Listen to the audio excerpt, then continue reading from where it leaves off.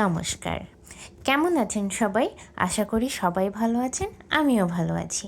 একবার এক ছেলে তার বাবার কাছে এসে বলল, বাবা, আমি বড় হয়ে কিছু বিশাল কাজ করতে চাই। বাবা একটি পেন্সিল তুলে দিয়ে বললেন, দেখো, পেন্সিল ছোট হলেও এতে রয়েছে বড় শিক্ষা।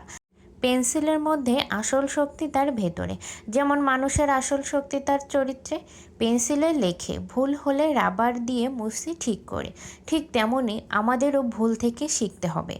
আর পেন্সিল যেমন ব্যবহার করতে করতে ছোট হয়ে যায়, তেমনি মানুষের জীবনও ক্ষণস্থায়ী।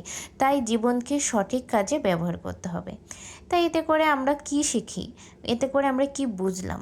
আসলে আমাদের জীবনে চলার পথে আমাদের অনেক সময় অনেক ধরনের অনাকাঙ্ক্ষিত ঘটনা ঘটে যায়, যেখানে আমাদের অনেক বিপদও হয়।